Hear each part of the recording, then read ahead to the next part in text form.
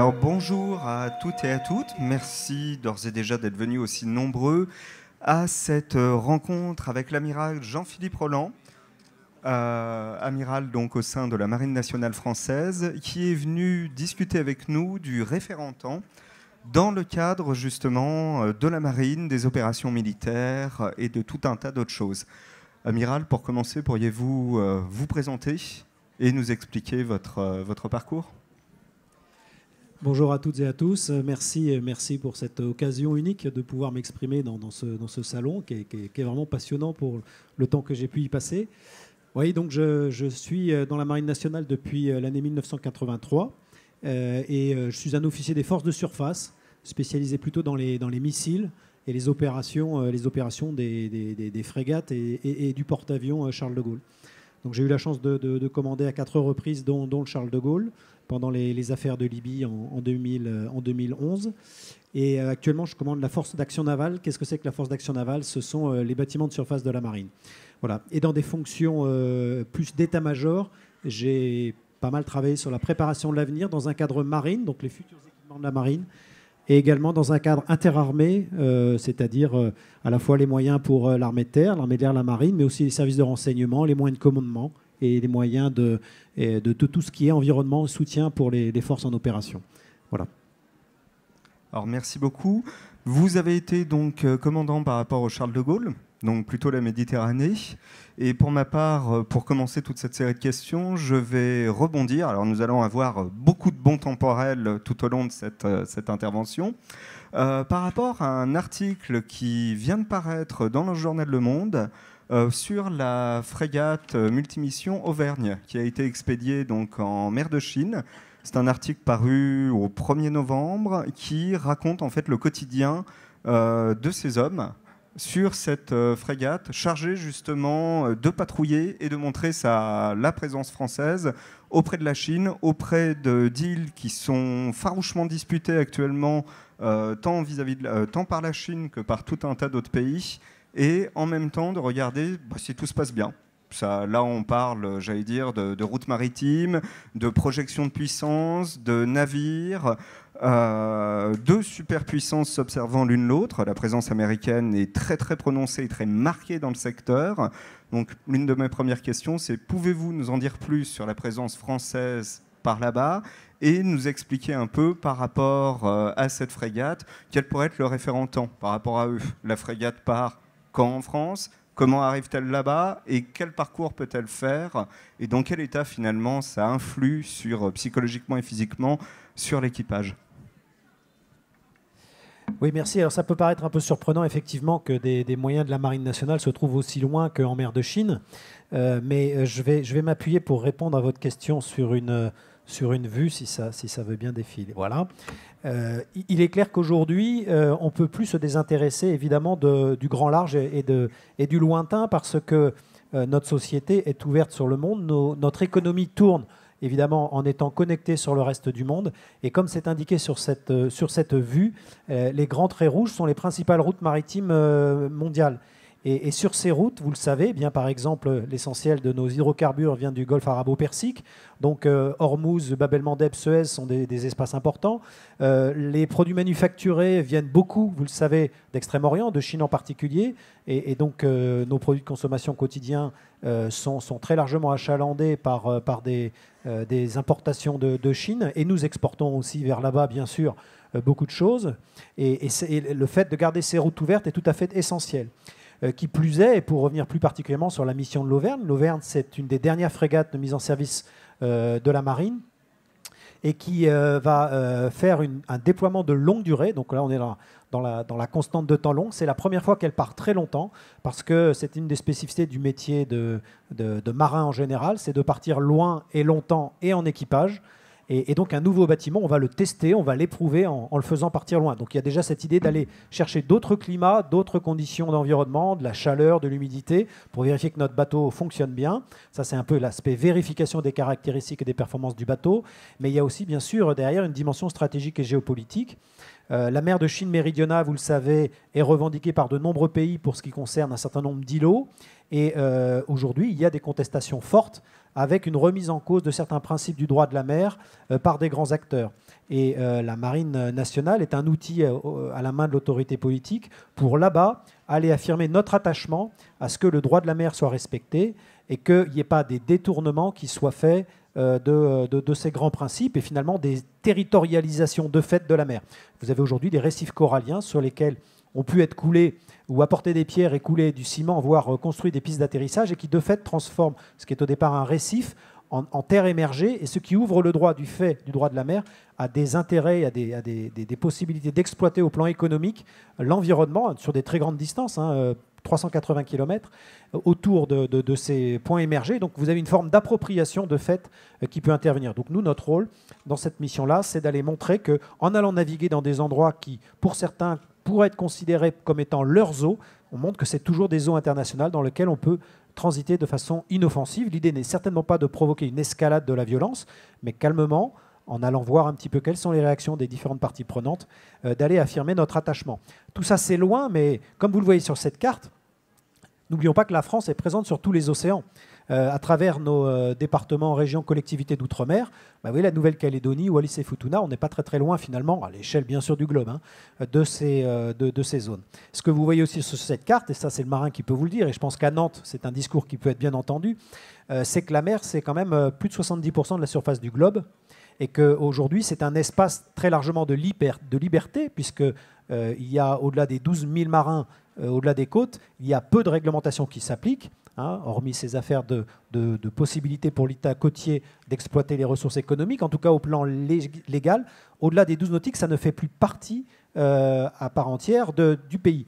Et donc, on est très attaché à ce que ces zones de liberté, qui sont pour nous, militaires, des zones extrêmement précieuses pour déployer des manœuvres stratégiques, pour pouvoir se déplacer, mais que ces zones de liberté ne deviennent pas des zones de non-droit. Et donc, il faut occuper ces espaces. Je prends juste un autre exemple, sans être trop long, mais il y a un endroit qui se trouve entre Madagascar et l'Afrique, où nous avons les îles éparses, qui sont des terres qui sont constitutives du territoire français, où il n'y a pas d'habitants en permanence, mais vous avez là-bas beaucoup de ressources halieutiques, beaucoup de poissons, et très souvent, on y trouve des pêcheurs étrangers qui agissent en parfaite illégalité. Et nos ressources, évidemment, si on n'est pas présent, elles seront pillées. Et ce qui est pillé est après contesté. C'est-à-dire qu'on nous contestera, si on n'applique pas les lois et les règlements, on nous contestera finalement notre souveraineté sur ces îles éparses qui sont tout à fait importantes pour nous, d'ailleurs en particulier parce qu'il y a potentiellement des ressources importantes dans ce coin-là. Donc les enjeux finalement, ils sont bien sûr d'abord des enjeux de défense pour la Marine nationale, c'est-à-dire protéger notre territoire, protéger nos approches maritimes, protéger nos départements et collectivités d'outre-mer, protéger nos concitoyens, mais aussi protéger nos intérêts, défendre nos intérêts. Et cette défense des intérêts s'entrevoit dans une perspective longue. On ne peut pas se désintéresser de ce qui se passe au grand large. Voilà. Alors, sur les constantes de temps, il faut à peu près 30 jours tranquillement pour rallier la mer de Chine méridionale à partir de Toulon et le port d'attache de l'Auvergne. Ce sont des missions qui vont durer au total à peu près 4 mois et demi pour la frégate. Et l'équipage passe à peu près une dizaine de jours en mer et fait un arrêt en escale pour faire les petits travaux, parce que forcément il y a des petits mises au point, il y a des rechanges à récupérer, du ravitaillement en vivres à faire. Mais un bâtiment, si jamais il est engagé sur une opération, peut basculer sur une logique de plus longue durée, évidemment. Par exemple, une frégate peut parfaitement faire rester un mois et demi à la mer s'il y en a besoin. Et les exemples ultimes dans la marine, c'est effectivement le Charles de Gaulle qui, comme il est unique, est amené souvent à rester très longtemps à la mer. Moi, j'ai eu la chance de le commander, vous l'aviez rappelé, et pendant l'enchaînement des affaires Golfe Persique, opération en Afghanistan, puis Libye, sur l'année 2010-2011, sur l'année scolaire, on était resté 9 mois en mer. Alors, bien sûr, quelques escales, mais assez rares, il faut le reconnaître. Donc, on avait passé beaucoup de temps à la mer, et avec ces 9 mois étant juste interrompus par 3 semaines à Toulon, voilà, à peu près au milieu.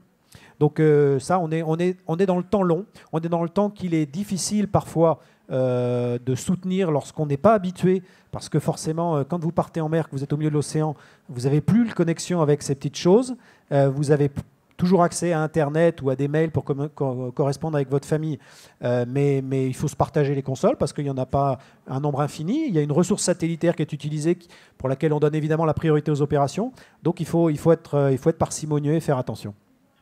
Alors, je vais rebondir sur beaucoup de choses dans tout ce que vous venez de dire. Tout d'abord, volonté politique. Tout d'abord, carte, pour pouvoir arriver à une référence temps. Donc, le temps de la marine, si j'ose dire, c'est un peu au niveau français Richelieu. Auparavant, nous n'avons pas finalement un objectif maritime quel qu'il soit. Nous n'avons même pas, pour ainsi dire, l'idée d'une flotte militaire ou commerciale. Donc c'est l'un des premiers grands personnages qui commence à réfléchir justement à la mise en place d'une flotte pour pouvoir montrer que la France est à la fois une puissance terrestre et maritime. Au niveau des grandes découvertes, ça me permet de sauter aussi sur le temps comme référence. Ce sont les cartes. La carte que vous nous montrez ici, nous avons, pour ainsi dire, une importance primordiale dans les grandes découvertes. Que ce soit finalement Cartier au niveau du Canada ou tout un tas d'autres choses. Vous parlez justement d'îles. À l'origine, la majorité des îles ont été découvertes pour pouvoir poser des bases maritimes. Ça, on le voit notamment dans le Pacifique au niveau de la puissance aéronavale qu'est les États-Unis. Il y a une avancée, par exemple Pearl Harbor, c'est une base qui a été faite à l'origine pour pouvoir, au cuirassé, de se ravitailler, que ce soit en charbon ou en autre. Ça permet, comme vous dites, de faire des pauses. Donc on est toujours dans le référent temps.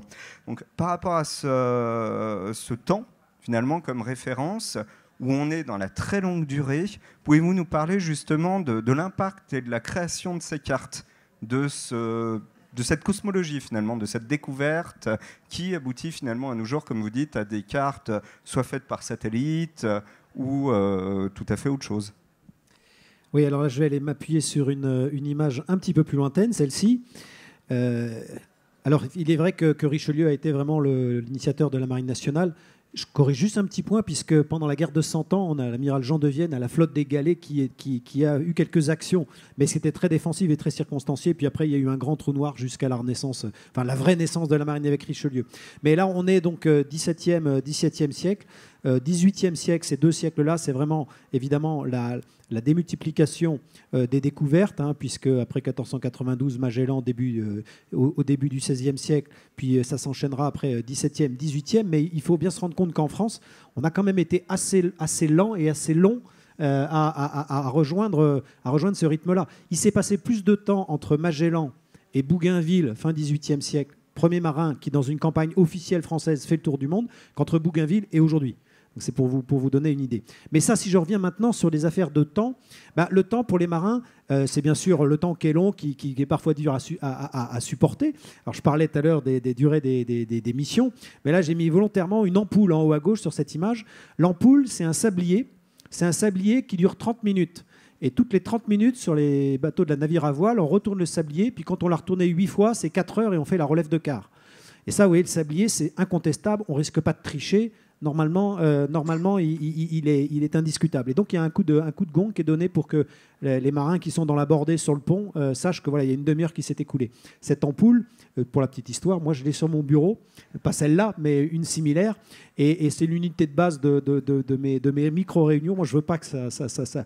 Donc, on raisonne en ampoule. Quand il y a vraiment un gros sujet, on fait 2 ampoules, mais on essaie de tenir en une ampoule. Voilà. Alors, après, pourquoi est-ce qu'il était important de maîtriser le temps ? Autant, certains d'entre vous naviguent, je pense, mais autant en mer, il est assez facile de déterminer la latitude du lieu. Alors ici, on doit être à peu près en 45 nord, un peu moins de 45 nord. Bon, autant la longitude, elle est beaucoup plus difficile à mesurer. La latitude, il suffit de regarder à peu près la hauteur du soleil à midi et vous en déduisez un repère grossier, suivant vos moyens d'observation en latitude.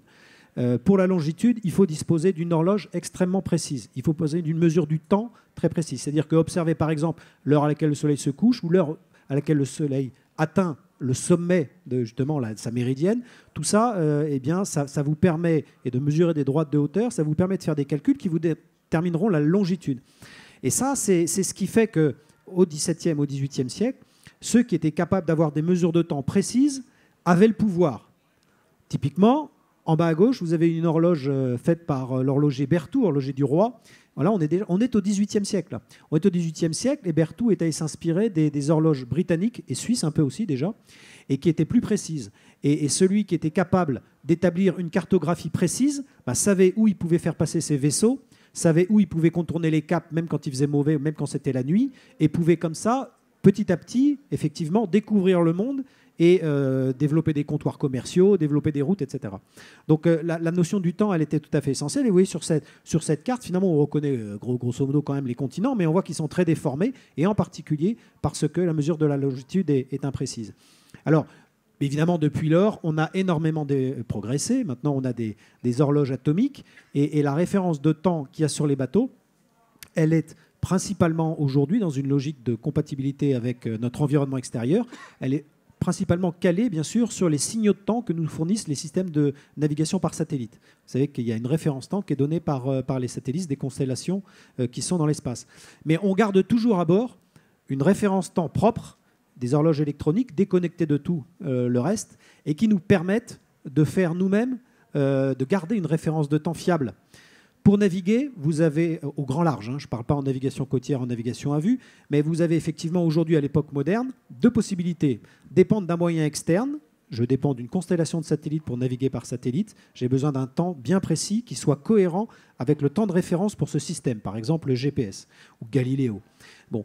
Et après, on a aussi, en particulier sur les bâtiments de guerre, un système de navigation propre qui est basé sur des centrales inertielles. Et ces centrales inertielles mesurent des accélérations, vous savez, avec des accéléromètres, des gyromètres. Et ces accélérations, pour arriver à une position, qu'est-ce qu'il faut ? Il faut une position de départ, et puis après une double intégration temporelle de ces accélérations pour mesurer un point, pour entretenir un point. Mais ces centrales inertielles, d'abord, il faut qu'elles soient très précises, on n'arrête pas de progresser, et puis malgré tout, elles peuvent dériver dans le temps. Donc de temps en temps, il faut les recaler. Voilà. Mais on est quand même en mesure, si vous voulez, si on le souhaite, de pouvoir entretenir une position de référence grâce à un temps de référence et une fiabilité forte dans ce temps, par moyen propre, avec ces centrales inertielles. Et donc aujourd'hui, bien sûr, les cartographies précises, les émergences éventuelles de nouvelles terres dans le Pacifique, dans les zones coralliennes, tout ça, le satellite aide aussi à les détecter, à les mesurer, à les positionner finement. On fait des recalages importants. Je me souviens au début de ma carrière, en faisant l'hydrographie dans les Marquises, on s'est rendu compte qu'une des îles des Marquises, par exemple, était décalée de 500 mètres par rapport à sa position exacte. Bon, voilà, les levées hydrographiques, ils dataient de la fin du 19e siècle. Bon, à l'époque, ils avaient, et c'était d'ailleurs en longitude l'écart, ils avaient une référence de temps, une marche de leur montre qui était sans doute trop importante et qui avait un petit peu faussé leur observation. Voilà, j'étais un petit peu long aussi, mais ça me permet de vous indiquer qu'aujourd'hui, le temps, c'est une référence essentielle pour la navigation. Et je suis en mesure aussi de vous indiquer pourquoi c'est aussi essentiel pour tout le reste, c'est-à-dire la conduite des opérations. On ne va pas en mer uniquement pour mesurer notre point, mais on va en mer pour y conduire des missions. Alors justement, petite parenthèse historique, nous en avions parlé tous les deux.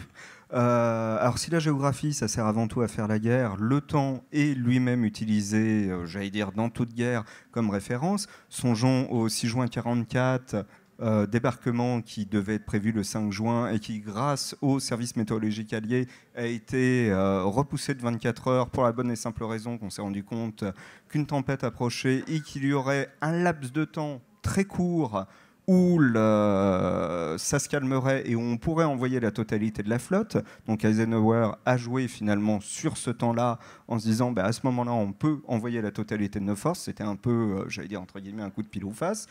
Nous parlions également de la bataille de Midway. La bataille de Midway qui met en scène justement, qui brise totalement la volonté belligérante des Japonais, qui essayaient depuis leur victoire de Pearl Harbor d'écraser définitivement l'adversaire, perdent l'équivalent de 10 à 30 minutes en se demandant s'ils doivent équiper leur avion de torpilles ou de bombes pour pouvoir attaquer les navires en face. En perdant ces 10 à 15 minutes, ce qu'ils ne savent pas, c'est que de l'autre côté, la flotte alliée a déjà envoyé ses avions, que les avions en éclaireur arrivant à la fin de temps au niveau de leur essence, décident envers et contre tout de continuer à avancer, repèrent la flotte ennemie et se sacrifient littéralement en se jetant dessous pour pouvoir permettre justement à la flotte beaucoup plus loin de voir qu'il y a eu un pacte, qu'on a rencontré l'adversaire et qu'on peut le situer par rapport à ça. Le temps, c'est aussi une constante, justement, dans la bataille. C'est souvent quelques millisecondes à quelques minutes qui vous permettent d'écraser définitivement l'adversaire. À ce niveau-là, nous l'avons toujours, j'allais dire actuellement, que ce soit au niveau des opérations que nous menons. Vous parliez justement de la mission Harmattan ou actuellement des missions en cours. Est-ce que vous pouvez développer justement ceci ? À quel point, justement, la marine se projette finalement de plus en plus rapidement et essaye, je vais dire pour faire mentir le fameux dicton, l'armée se prépare toujours à la future guerre avec une guerre de retard, d'avoir justement quelque chose de, j'allais dire, si ce n'est pas 3 coups d'avance. En opération, le temps c'est l'initiative. Le temps, c'est garder la surprise de son côté. Il n'y a pas de pire cauchemar pour un marin, et a fortiori pour un chef d'escadre, que de se faire surprendre en étant en mouillage, et puis l'adversaire qui évidemment étant manœuvrant peut faire profit de son armement et envoler la flotte adverse au fond. Quelques exemples dans l'histoire. Donc effectivement, aujourd'hui, on est dans un monde très connecté où l'information est très largement recueillie, parfois partagée bien sûr quand elle est ouverte, mais échangée plus souvent quand il s'agit de renseignements.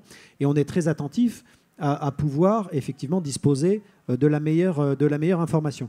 Mais la meilleure information, à ce niveau-là, si vous me permettez, pendant les opérations en Libye, j'ai lu qu'on avait été, pour ainsi dire, les premiers, y compris au niveau de nos alliés américains, à avoir développé et utilisé un système, justement, un pod de nouvelle génération qui permettait de recevoir, alors je dirais pas quasi en temps réel, mais tout un tas de données par rapport justement à la cartographie ou autre, que nous pouvions analyser d'autant plus vite par rapport à l'adversaire.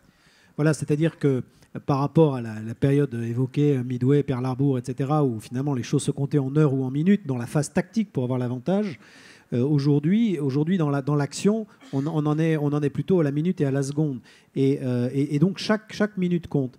Effectivement, on dispose dans les armées françaises, armées de l'air et aéronavales de la Marine nationale, on dispose sous le Rafale d'un pod d'observation qui donc a une excellente résolution et permet d'observer tout ce qui se passe sur l'eau ou à terre, et qui surtout nous permet, à une certaine distance d'un récepteur, qui peut être sur le porte-avions, sur une base aérienne, etc., de décharger ce qu'il a ramassé au cours de sa moisson. Et donc avant même que l'avion revienne, se pose à bord ou à terre, eh bien, les analystes sont déjà en train de regarder ce qui est sorti de cette récolte, je dirais, pour derrière pouvoir déjà faire partir les avions armés et atteindre des objectifs qui parfois sont très sensibles au temps. D'ailleurs, il y a un acronyme dans le vocabulaire OTAN qui dit bien ce que ça veut dire, mais les Time Sensitive Target, les TST, ça peut être des objectifs qui vont se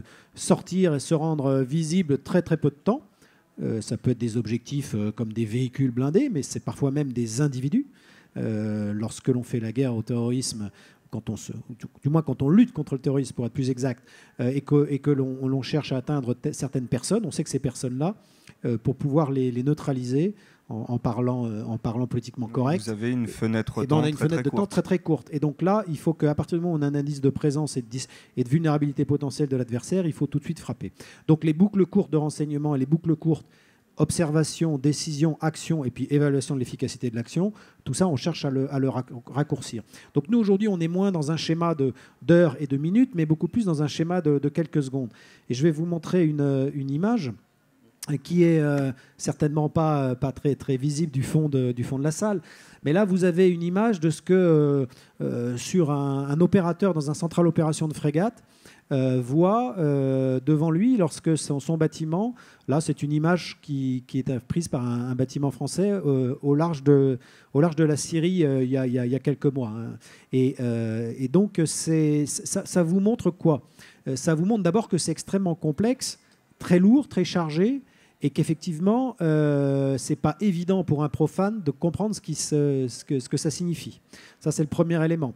Deuxième élément, je peux vous assurer que ça, c'est le résultat du travail non seulement de la frégate française que j'évoque, mais de tout un réseau national avec un AWACS de l'armée de l'air, avec un réseau allié aussi, puisque connecté avec nos partenaires américains et d'autres pays européens, on est en mesure de juxtaposer ce que chacun voit pour en faire un patchwork précis, le plus complet possible, le plus fidèle possible à la réalité, et surtout qu'il soit unique. C'est-à-dire que la façon dont nous, on voit tel objet de l'adversaire à tel endroit, à tel moment, eh bien, il faut que ce soit exactement la même perception par un de nos alliés qui, lui, est dans son avion de chasse ou dans son avion de guet aérien. Il s'agit qu'à tout moment, on puisse faire une même appréciation de situation. Sinon, c'est quoi? C'est des conflits, des conflits qu'il faut régler. Des conflits de position, dire moi je le vois là, toi tu le vois là. Et est-ce qu'on est sûr qu'on parle du même objet? Est-ce qu'il n'y a pas deux objets? Donc ça, c'est de la perte de temps et d'énergie. Ça peut être des conflits d'identité. Là, en bleu, vous avez des aéronefs militaires, par exemple. Eh bien, en vert, vous avez des avions civils, des avions de ligne. Si jamais on se trompe et que, évidemment, on prend un avion de ligne pour un avion militaire, vous voyez très bien derrière les risques qu'il peut y avoir pour les passagers de l'avion de ligne, par exemple. Donc il faut être très très attentif à ne pas faire d'erreur dans la classification, dans l'évaluation de la nature des objets. Et ça, ce n'est pas un travail que vous faites seul, c'est un travail que vous faites à plusieurs. Et l'élément essentiel pour être en mesure de faire ce travail à plusieurs, c'est la référence temps. C'est la datation précise de toutes les détections, de toutes les mises à jour de ces positions. Et tout ça se fait évidemment par des horloges qui sont cohérentes les unes avec les autres. Donc il faut avoir en permanence un calage spatio-temporel complet entre tous les membres du réseau. Donc ça, c'est finalement à ce niveau-là, on est bien dans la seconde, voire dans la milliseconde. Je rappelle que le GPS, c'est en nanosecondes que ça se passe, les constantes de temps, pour avoir des positions qui soient précises en mètres, telles qu'aujourd'hui on y est habitué. Et donc ça, c'est vraiment tout à fait important que nous puissions travailler là-dessus et être certain qu'à tout moment, on a une grande confiance dans cette référence de temps. Voilà. Alors pour le coup, votre carte est magnifique parce qu'on a vraiment l'impression de regarder un space opéra. C'est quasiment une bataille spatiale aux confins de l'univers. Alors on parlait justement toujours pour rester dans la référence temps et au niveau de l'information. Comme vous le dites, cette carte, c'est un instant T. Qu'est-ce qui empêche finalement un adversaire de pouvoir et à la fois brouiller, commencer à créer justement des bips fantômes, commencer à submerger l'adversaire d'informations, voire même camoufler l'état de certaines de ses forces, et ainsi de suite? Là, on est dans les vieux principes de la guerre classique qui sont toujours valables depuis Sun Tzu. C'est-à-dire qu'il y a plein de modes d'action qui sont possibles pour compliquer l'appréciation de la situation par une partie, que ce soit nous, avec nos alliés, ou l'adversaire. N'oublie pas en plus que les personnes, dans une logique un peu d'asymétrie, là, ce dispositif-là, je parlais des Américains, d'armée occidentale, on est techniquement quand même, il faut le reconnaître, en situation de supériorité, et l'adversaire, lui, compense cette supériorité par des modes d'action qui, par exemple, pas conformes aux valeurs qui sont les nôtres, avec l'usage de la terreur et tout ce que vous imaginez. Donc, dans cette affaire-là, l'adversaire en question, il ne se contente pas malheureusement de couper les têtes. Enfin, on a eu des scènes d'horreur tout à fait évidemment insupportables, mais il est aussi très très imaginatif, je dirais, au plan technique, pour essayer de se défendre. Et aujourd'hui, j'évoquais par exemple les signaux de navigation par satellite. Un signal de navigation par satellite, eh bien, ça se brouille. Ça peut se brouiller pour empêcher que les récepteurs de l'armée d'en face soient en mesure de mesurer une position précise. Ça peut se brouiller de façon plus pernicieuse en faussant légèrement le signal pour que la plateforme, un bateau, un avion d'une armée donnée ait l'impression d'être à un endroit alors qu'elle n'y est pas tout à fait, qu'elle soit à quelques centaines de mètres d'écart. Et là, forcément, c'est lourd de conséquences, parce que n'oublions pas qu'on a certains armements qui peuvent être guidés par nos propres systèmes de navigation. On donne une coordonnée à une bombe qui va aller taper précisément cette coordonnée. Donc si votre position de référence à vous, elle est légèrement décalée, forcément à l'arrivée, votre bombe, elle va tomber de façon potentiellement décalée aussi. Donc là, il faut être très très attentif à tout ça. C'est pour ça que, comme je le disais en début de propos, on s'attache, nous, à garder un moyen de navigation de référence indépendant de ce qu'est les sollicitations, enfin des contributions externes. Donc on est parfaitement en mesure de vérifier que ce que, par exemple, on entretient par commodité, parce que le GPS ou Galileo ou les systèmes russes, chinois, etc., c'est extrêmement facile et commode. On a ça maintenant sur ces machines, pour vérifier à tout moment qu'il n'y a pas d'écart, il n'y a pas de dérive et il n'y a pas de déformation de ce signal. Et demain, à mon avis, il faudra qu'on soit extrêmement attentif aussi à ce que les horloges, à ce que les oscillateurs qui fixent la référence temps ne sont pas eux-mêmes, finalement, induits en erreur par des actions d'agression, des actions malveillantes, pour que là aussi, on ait ces belles images, même si elles sont lourdes et compliquées, qui deviennent plus floues, qui est par exemple 3 symboles pour un seul vrai objet dans l'air. si jamais, au bout d'un moment, on a cette perte de précision. Donc là, c'est un domaine dans lequel nous, quand je dis nous, c'est France et alliés, on est très vigilants. Il y a des vraies doctrines qui sont réfléchies pour ce qu'on appelle de manière globale le positioning, navigation and timing. Vous voyez bien que tout ça est associé. Le timing, c'est important. Le timing, c'est important pour l'appréciation de situation. Le timing, c'est aussi important pour pouvoir passer à la phase plus offensive. Et donc là, je vous montre des armements. Il faut savoir qu'aujourd'hui, avec précisément ces moyens très automatisés, très autonomes, vous pouvez faire arriver sur un même objectif plusieurs armes, plusieurs missiles, plusieurs bombes guidées à la même seconde. Et donc, vous pouvez saturer les défenses de l'adversaire. L'adversaire arrivera peut-être à neutraliser 1 ou 2 missiles, mais s'il y a 10, 20 missiles qui arrivent au même moment, forcément, il y en a qui passeront à travers les défenses. Donc, la possibilité de synchroniser, on est bien là encore dans la maîtrise du temps, la possibilité de synchroniser le moment d'une attaque, c'est aussi un gage d'efficacité offensive. On peut aussi parler des retards d'armement. Sur l'image en bas à droite, vous avez une image d'une frappe d'une bombe guidée précisément, en bas à gauche. Et vous voyez qu'on est déjà en train de désigner l'objectif qui est à droite. Eh bien, si c'est un objectif fortement durci avec des couches importantes de béton et qu'à l'intérieur, il y a des objectifs de haute valeur, on pourra utiliser des armements dont le retard entre le moment où il touche l'objectif et où la charge détonne est finement mesuré pour être certain qu'on va bien aller détonner une fois que par l'effet cinétique, le projectile a traversé les couches de béton. Il y a même des systèmes à double charge. Donc vous voyez bien que là aussi, le temps en termes de retard, cette fois-là, le temps était également tout à fait important. Et je terminerai juste pour montrer qu'on est toujours dans une dialectique là, de défense et d'attaque. Lorsque l'on va vers des missiles de plus en plus performants, ben voilà, il y a des intelligences qui permettent des attaques saturantes, je l'évoquais, mais il y a aussi des missiles, par exemple, qui vont de plus en plus vite. On a maintenant des missiles hyper véloces dont on voit bien que dans la décennie qui vient, on aura des missiles qui vont à plus de Mach 5, par exemple. Bon, ben, pour un marin, un missile à Mach 5 qui vole bas, eh bien, il nous reste 10 secondes pour réagir au moment où il sort de l'horizon.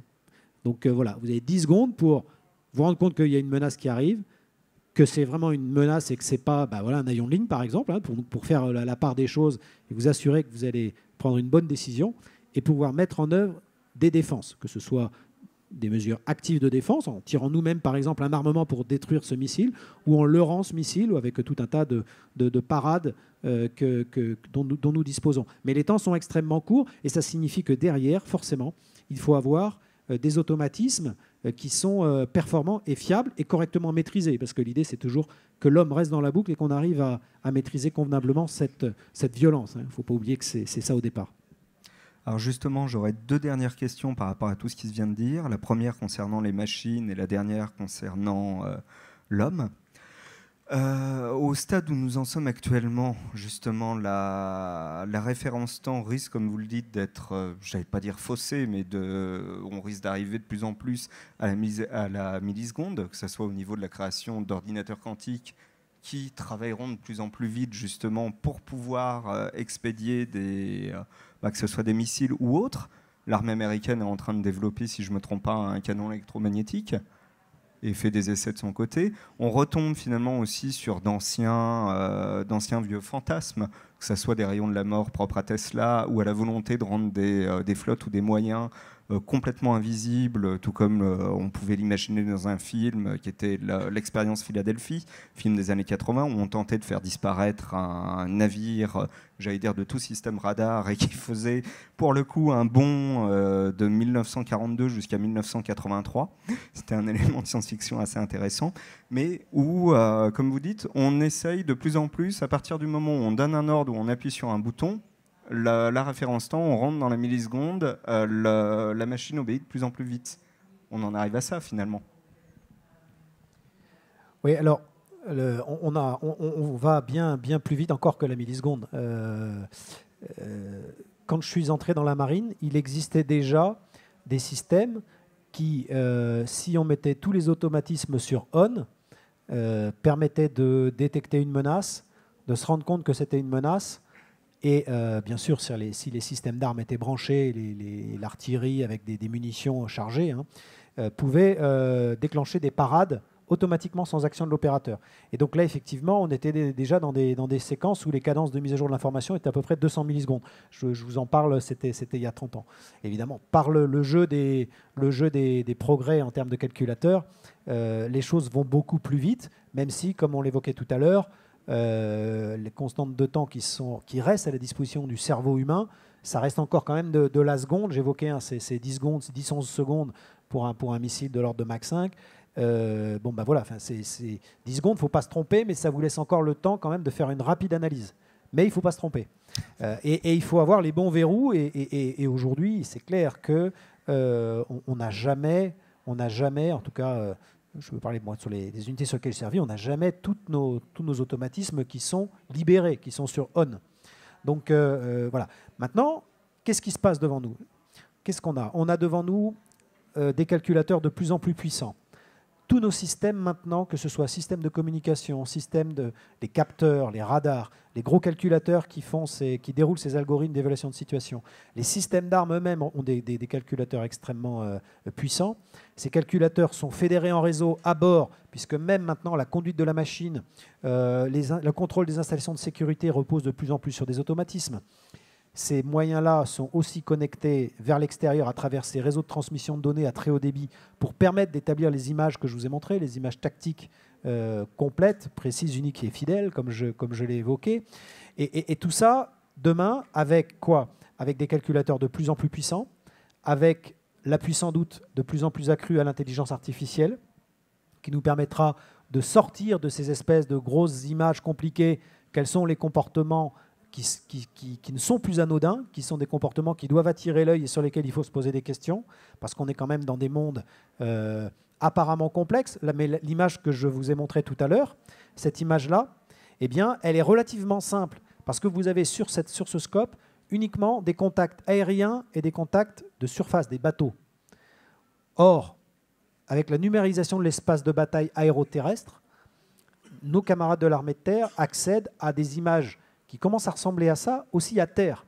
Or, à terre, c'est le lieu de notre vie quotidienne, et vous avez certes des acteurs malfaisants ou des véhicules béliers, par exemple, pour prendre ou des moyens militaires, des blindés, ce genre, ou des hélicoptères de combat, enfin bref, tous ces acteurs militaires, mais qu'il faut positionner précisément. Mais c'est parfois des groupes de combat adverses, c'est parfois des terroristes qui ressemblent finalement pas tellement à un combattant classique. Et cette compréhension de l'environnement qui va dépasser les limites classiques terre, mer et puis surface, air, eh bien, cette compréhension de l'environnement, elle va être de plus en plus évidemment compliquée, parce qu'on aura de plus en plus d'objets d'intérêt ou d'objets pour lesquels il faut se poser des questions. On s'appuiera là sur cette mise en réseau, mais en même temps sur une présentation sur mesure de l'information à tel ou tel poste de responsabilité en fonction de la mission, de la tâche qui est la vôtre. Donc on va customiser, on va finalement présenter à chacun une image qui est celle qui l'intéresse pour la fonction qu'il exerce.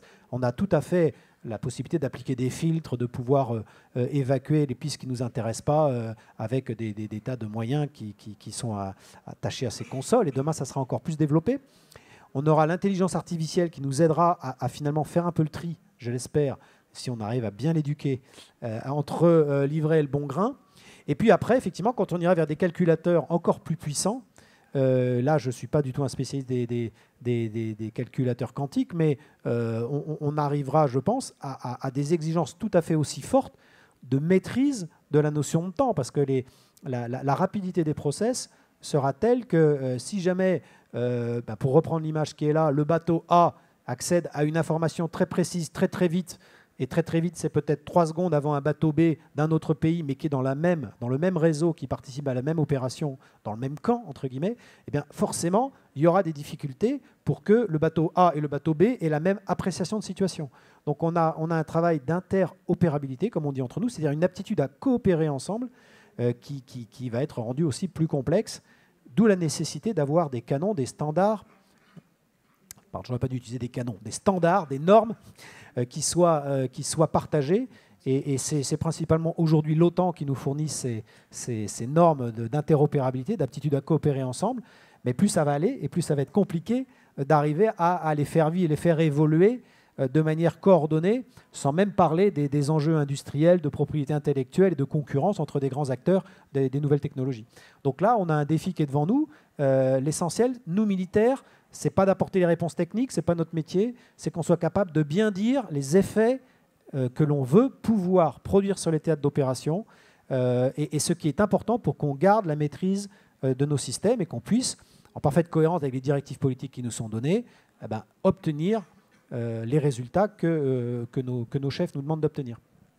Et ma dernière question, justement, c'est que derrière toutes ces machines, ces outils et autres, il y a des hommes et des femmes finalement qui servent. Donc pouvez-vous, un peu plus au niveau de la Marine nationale, quelles sont vos attentes? Comment vous projetez-vous justement dans le futur à ce niveau-là?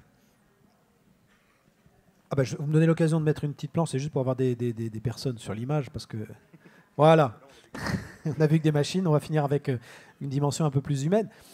Je pense que j'ai quand même déjà un peu dit quand même qu'il fallait que l'individu, le chef militaire, l'opérateur, reste quand même dans tous ces processus à une place qui soit une place importante. Je pense qu'on a beaucoup de spécialistes de la science-fiction, beaucoup plus spécialistes que moi, mais moi, les choses que je vois, c'est rare de voir des films, des œuvres complètement désincarnées, où il n'y a vraiment que des robots et à aucun moment il y a une petite place à ce qui ressemble à une forme d'intelligence humaine ou du moins un degré de raison, on va dire, un degré d'esprit critique et de libre arbitre.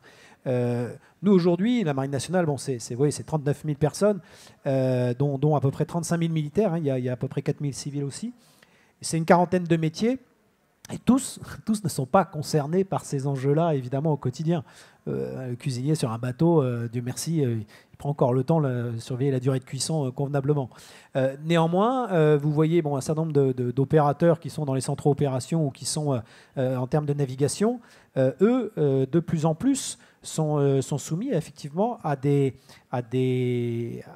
aux problématiques que j'ai évoquées.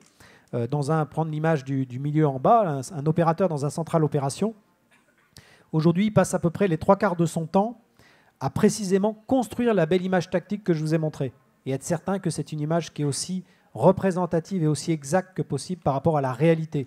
Parce qu'on a quelque chose de virtuel, mais derrière, c'est la vraie vie.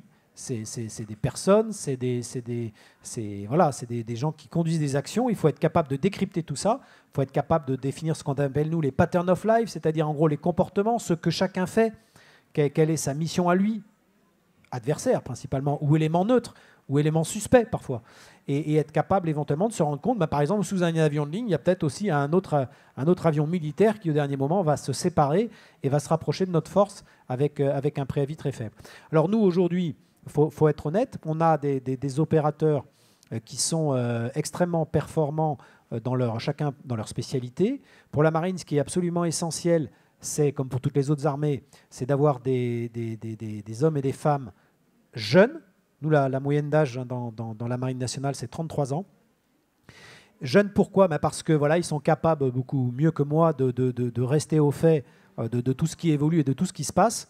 Ils sont capables aussi de progresser rapidement au plan technique, puisque le jeune matelot qui, avec son bachis que vous voyez là au milieu, qui entre dans la marine, en moins de 3 ans, va se retrouver potentiellement derrière une console avec un système d'armes, et à peu près en 9 ans, va être déjà en mesure d'avoir une compréhension système, une compréhension fonctionnelle globale du système d'armes qu'il utilise, et aussi de la façon dont son système à lui s'intègre dans un ensemble plus vaste.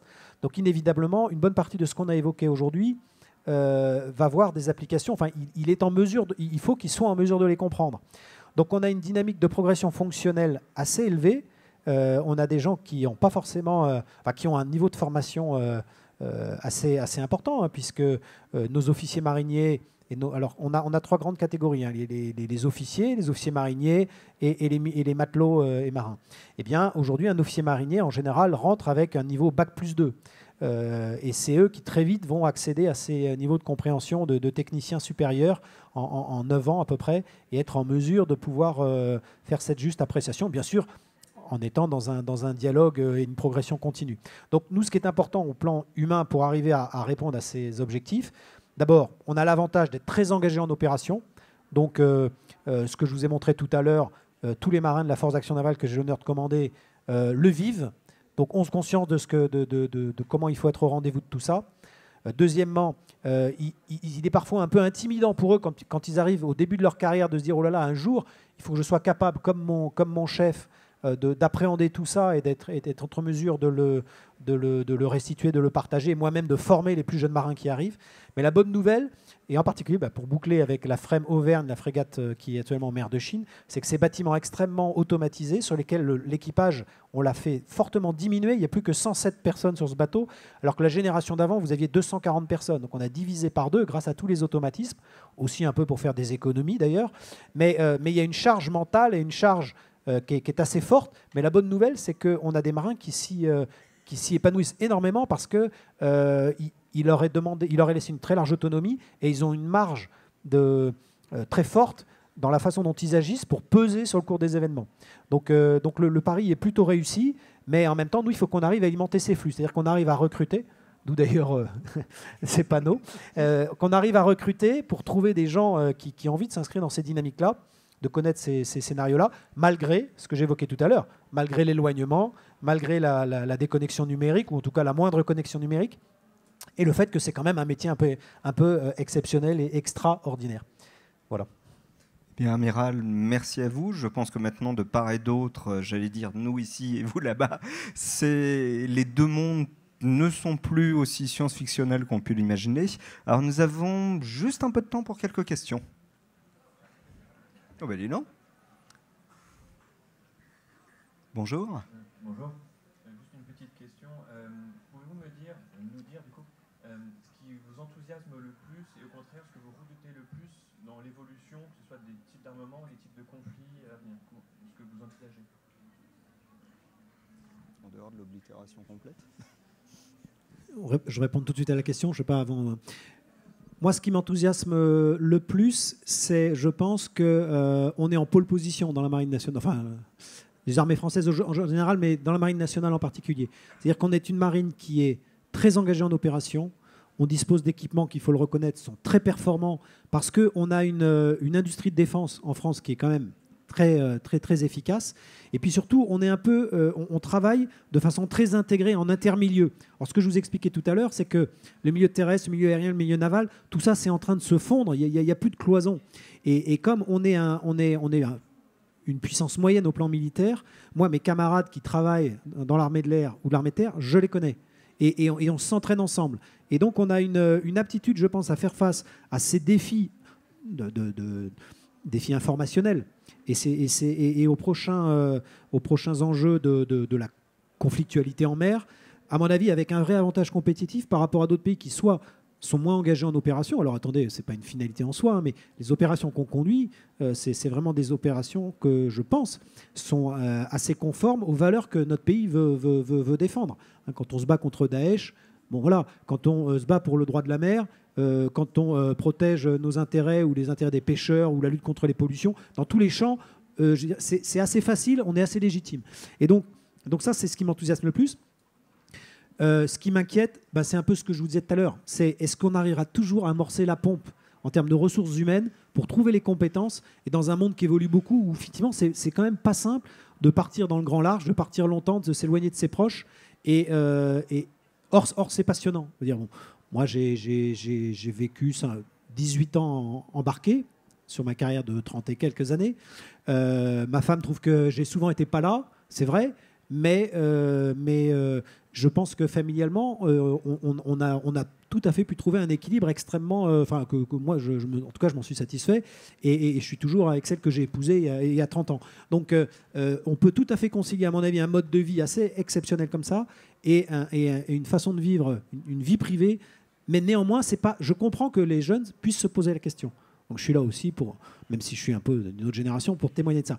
Mais si on répond à ce défi humain, j'ai pas d'inquiétude sur le fait qu'on arrive demain à être à la hauteur des enjeux qu'on a évoqués tout à l'heure. Oui, bonjour. Merci pour la rigueur de votre intervention, rigueur toute militaire d'ailleurs. J'avais deux petites questions. La première, c'était avec l'intégration de la France dans le commandement de l'OTAN.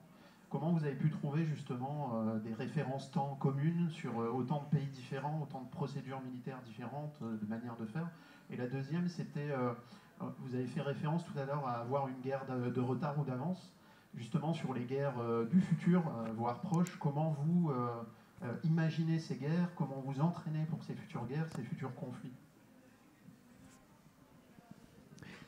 Alors sur la première question, on a vu les choses évoluer. Alors d'abord, les standards que l'on avait avec l'OTAN, on les avait, Dieu merci, jamais abandonnés. C'est-à-dire que si nous n'étions pas dans le commandement militaire intégré, on s'en était éloigné, vous le savez, depuis la décision du général de Gaulle, on faisait quand même partie de l'Alliance Atlantique. Et donc, toute la façon de travailler avec nos partenaires, surtout l'armée de l'air et la marine, qui étions les deux armées les plus en interface, et ayant besoin de faire un ravitaillement en vol, ou quand une frégate va ravitailler sur un pétrolier ravitailleur américain ou britannique, il faut que les tuyaux ils arrivent à se brancher les uns avec les autres, que nos procédures, sans même aller sur des systèmes compliqués comme les moyens de communication, il fallait qu'on sache travailler ensemble.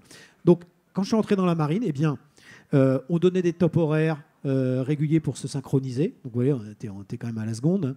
On se faisait des calages de grilles lorsque nos référentiels XY ou FIEG, ça dépendait, pour reporter les positions et qui ne se faisait pas par façon de transmission de données sur les vieux bateaux, ça se faisait un peu à la main avec des crayons. Maintenant que tous nos systèmes sont interconnectés par les liaisons de transmission de données, ces références positions, ces références temps se font de façon beaucoup plus automatisée et maintenant c'est plus un souci depuis qu'en gros on a ces référentiels temps par le GPS américain, historiquement, maintenant on va aller vers du Galileo, mais historiquement c'est plutôt le GPS, dans des modes militaires cryptés, mais avec toujours ce risque qu'à un moment donné, on le perde. Et donc, c'est pour ça que là aussi, les défenses, je ne vais pas entrer dans des domaines qui sont techniques et classifiés, mais on entretient et on monte en gamme pour être de plus en plus robuste de ce point de vue-là. Ça, c'est sur la première question. Alors, sur la deuxième question, pour être tout à fait honnête avec vous, moi, comme commandant la force d'action navale, je suis chargé de préparer les bâtiments de surface pour leurs opérations. Donc, d'avoir des équipages qui sont complets, d'avoir des vivres à bord, des munitions, que les capteurs, les machines, tout ça, ça marche bien. Et après, ces bâtiments, je les mets à la disposition d'une chaîne opérationnelle interarmée, d'ailleurs, d'emploi. C'est eux qui leur donnent leur mission pour aller, tiens, toi, tu vas aller au large de la Syrie, toi, tu vas aller en mer de Chine, etc. Et moi, bien sûr, je regarde la façon dont ils font leur mission, et puis s'il faut, j'adapte les doctrines, les procédures et la façon dont on les entraîne pour qu'ils soient encore plus performants la fois d'après. Mais donc, aujourd'hui, il faut être honnête que cette boucle-là, elle est beaucoup plus dans le temps des 2-3 ans qui sont devant nous. Moi, ce que je constate aujourd'hui, c'est que mes préoccupations, elles sont beaucoup plus sur le fait qu'on a des groupements qui sont non étatiques, qui maintenant mettent en œuvre des armes que nous, on appelle de déni d'accès, c'est-à-dire des armes des missiles lourds qui vont loin. Souvenez-vous de l'avion de ligne néerlandais qui a été abattu au-dessus de l'Ukraine. Il volait haut. Et c'était quand même des missiles solaires moyenne portée qui sont d'habitude pas mis en œuvre par des organismes, par des organismes qui ne sont pas des armées. Là, en l'espèce, ça a été mis en œuvre. On a des moyens similaires qu'on a vu mis en œuvre au large du Liban en 2006, et cette année, dans Bab el-Mandeb, le détroit qui ouvre la mer Rouge, les milices Houthis, qui se battent au Yémen, ces milices ont mis en œuvre des moyens extrêmement performants avec des objets téléopérés, donc des navires de surface sans équipage, qui venaient harceler les moyens navals classiques. Et puis à un moment donné, il y en a un qui arrive à 180 degrés de l'autre bord et qui lui est chargé d'explosifs et vient exploser contre la coque, 7 morts. Donc si vous voulez, on est sur des modes d'action maintenant qui sont assez évolués, qui étaient plutôt réservés à des organismes très structurés de type armée et qui maintenant prolifèrent. Moi aujourd'hui, la façon dont très concrètement j'entraîne mes équipages, c'est ça. Dans mes fonctions précédentes, où j'étais à l'état-major des armées chargé de préparer l'avenir en termes d'équipement pour l'ensemble des armées, enfin pour toutes les armées, eh bien là, on avait travaillé en réfléchissant à 15 ans sur quels étaient les effets que l'on voulait pouvoir produire sur les théâtres d'opération. Voilà. Alors, le facteur temps nous a malheureusement rattrapés. Donc, je suis désolé, nous n'allons pas pouvoir prendre de nouvelles questions. En tout cas, merci beaucoup pour votre intérêt.